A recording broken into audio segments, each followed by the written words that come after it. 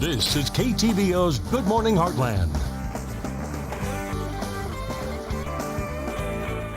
And welcome back. Fall season is in full swing, which means hunting season is here as well. To learn more about all the opportunities Missouri has to offer, we have Marcia Jones with the Missouri Department of Conservation here this morning to kind of break it all down for us. How are you doing today? I'm great. How are you this morning? I'm doing great. So obviously October is kind of like the kickoff month, You know, right? for a lot of people, October is probably one of the busiest months of the year. Fall turkey season opened yesterday, firearms turkey season, and we've been into the archery season for a couple of weeks, and we have hunters who are harvesting deer, and so it just all kind of builds on one another from here on out. And one of the big things people are asking about right now are hunter education classes. And so one of the things that's most important for us to think about is being safe and being aware of where we are out in the woods and taking the time to get prepared before we go. So I just brought some stuff here this morning that maybe folks might want to think about. These are always important. These are left over from Monday Night Football. Little earplugs. Ear protection is always really an important thing. You know, you don't really realize how much damage you can do to your hearing when you shoot consistently over and over again.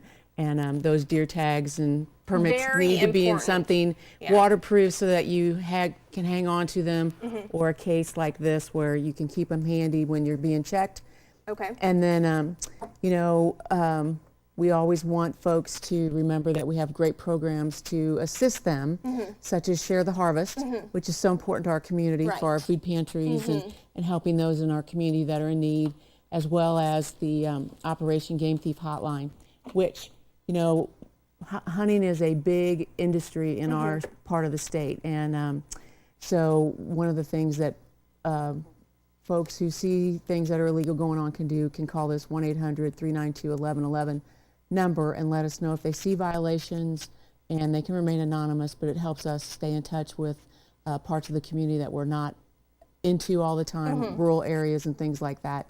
And then finally, we're always wanting to protect our deer herd, so we've got our sampling going on in the area around the community for chronic wasting disease again this year. And inside the fall deer and turkey pamphlet are areas that you can go to get your deer sampled if you're wondering about it. And I've got stuff for you to put up on the website. Which I will. Now, does this cost anything if you want to get your deer tested? No, it does not. No, that's free to hunters, and it's helping us to get the data that we need, and those deer will be tested, and they can.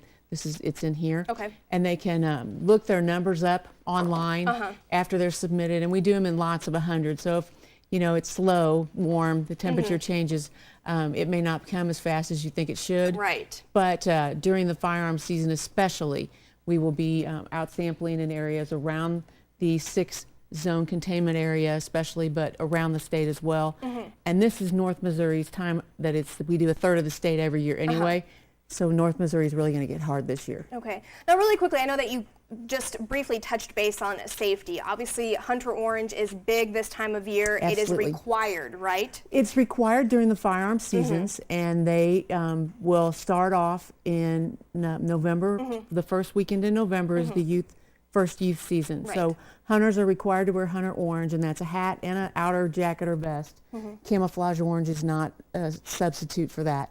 And archery hunters are required to wear it then as well. Okay. And then for each season that is open and is required, there's an easy cheat sheet on the back of this book that tells you what you have to do and when to wear the Hunter Orange. But it's so important if you are out even hiking in the woods this time of year that you are identifiable. Something, yes. Yeah. Throw a hat on, throw a scarf, something that identifies you, because once you're out in the woods and you know you might be coming across something where you know, there may be a hunter on one of our public areas. We don't close, you know, those to hiking and stuff. They're open to the public throughout the year.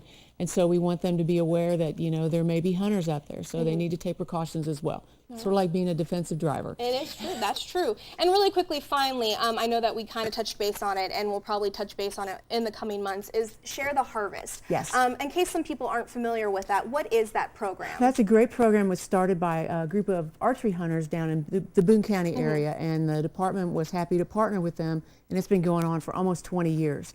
But what happens is if you take a deer and you want to donate a portion of it or all of it to the Share the Harvest program, you can go to the outlets in our community. You can take it to Noonan's Meat Market down in the south part of Highway 63, Buck Ridge Butcher Shop down in the the Amish community, the specialty meats down in Macon.